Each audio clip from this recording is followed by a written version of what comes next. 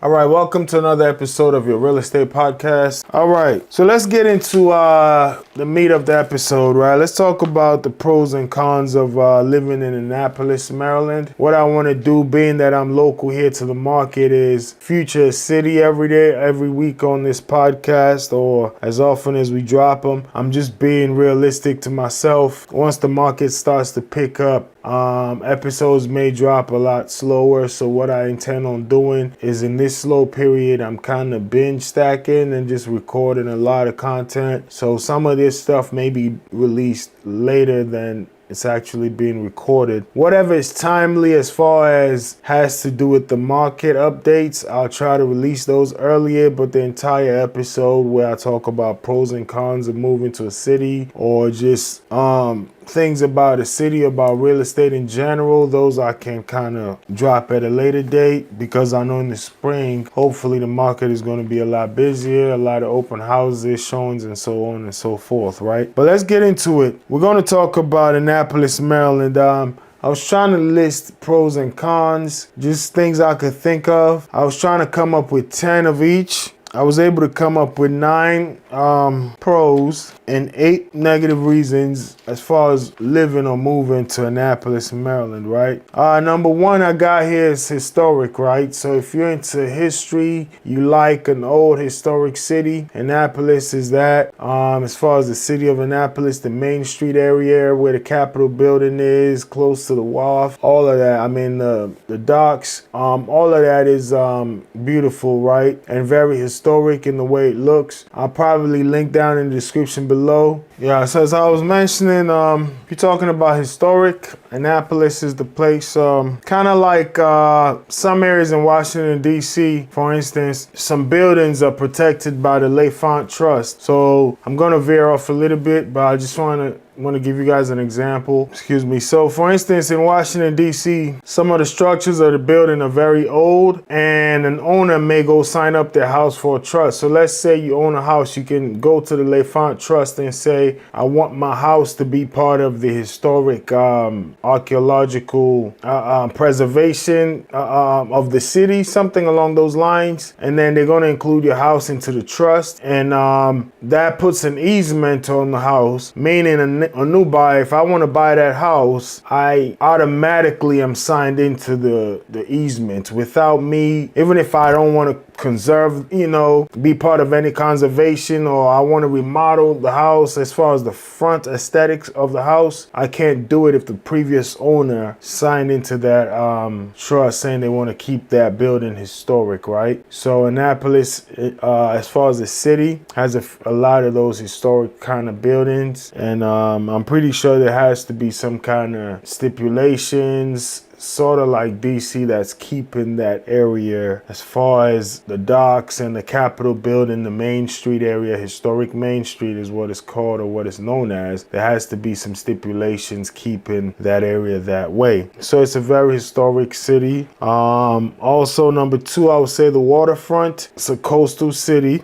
known as the sailing capital of America. You go down there in the summertime, you'll see probably 1,000 or more sailboats leaving the docks and coming in. So if you like water, you like sailing, Annapolis is the place for you. Number 3, I would say, well, let me dive in a little deeper with the waterfront. Just so many areas. It's not only the docks, right? You got to know by the Sandy Point area, the whole city is kind of like connected to the Chesapeake Bay, and just on the border, it's really border with the Atlantic Ocean. So it just goes, all those rivers and everything just kind of flow all the way through to the Atlantic Ocean, right? So it's a great waterfront community.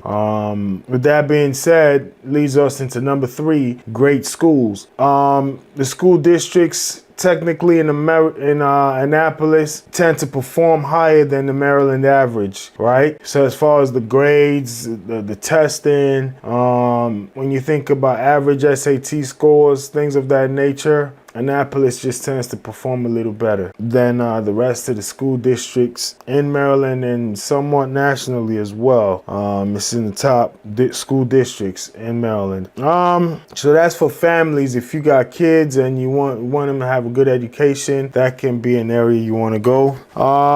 Number 4, we'll talk about the culture. As I mentioned, the historic area. Another thing is it has a lot of state parks. One of the biggest monuments for the state of Maryland is the Chesapeake Bay Bridge. That is right in that Annapolis area. Actually, some of the license plates for Maryland has that Bay Bridge on there. I know there are different things that they normally have on the license plates, but one of the issues of those license plates actually had the Chesapeake Bay Bridge there. And you got so many state parks in Annapolis. Great outdoors, you know, if you like walking through parks, jogging, hiking, sightseeing, Annapolis is excellent for you. Number 5, we're going to talk about the cuisine, right? Excellent cuisine. Obviously, it's by the water, so a whole lot of seafood and nice restaurants, affluent,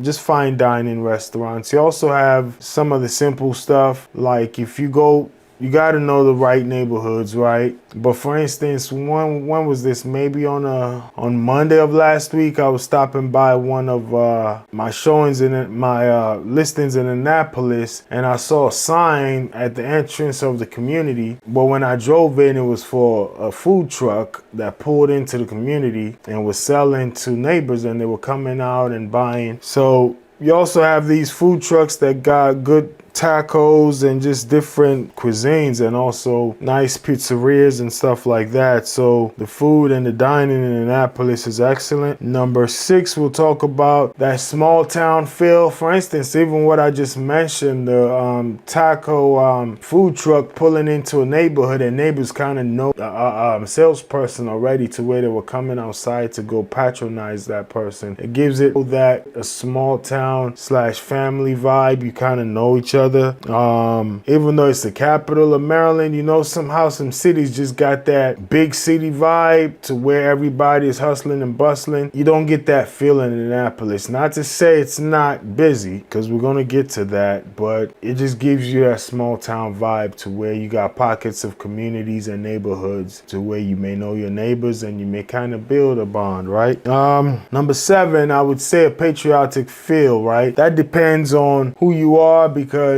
you know how polarizing things are now. But I'll just say Annapolis is a historic city. So if you are into American history, you know there's so much. As I mentioned, the Annapolis docks, very historic. Was actually a slave port at one point. Used to receive slaves. So there's that factor of the history there. Then you got a World War II memorial there in Annapolis for the state of Maryland. You also have the Navy, actually not the Navy Yard, but the Naval Academy is right there. So you'll see a lot of sailors walking around. You know, the World War II memorial is over there. And it gives you that patriotic feel as far as, you know, loving the country and things of that nature. So if that's your thing, that would be a good area to live. And also you'll see the capital of Maryland, the Capitol Hall, right? The Capitol building with the flag flying, and just, you know, once you drive down around the Capitol building, you'll see the Maryland flag and the American flag, and you see sailors walking around. So if you are into that kind of vibe, you're a veteran, or you just love America, then that would be a nice city for you. It gives you a strong connection to that, right? Number 8, I would say, is the economy. You know, whenever the recession was, I think it was 2008, living here in Maryland, we didn't really feel the recession too hard, because one thing that kept functioning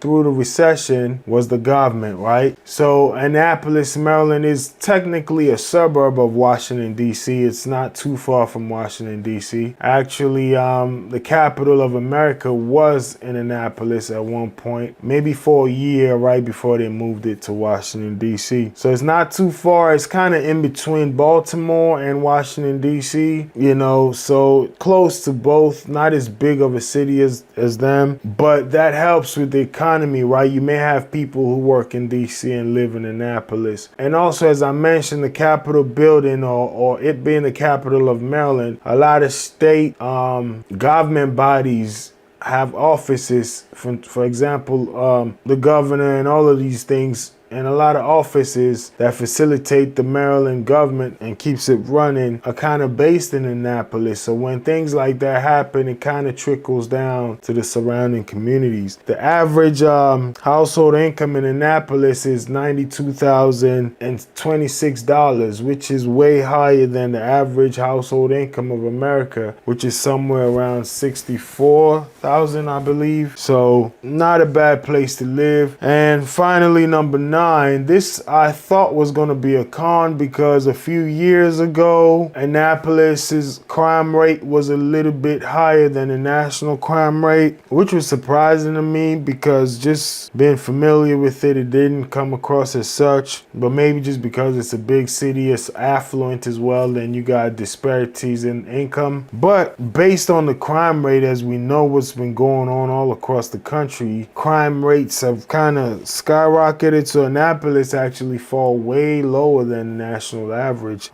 As far as violent crime, it's at a 5.68, and this is per 1,000 residents. So that's quite low. The national average is at a 9.8 per 1,000 residents. You know, total violent crime was at 221.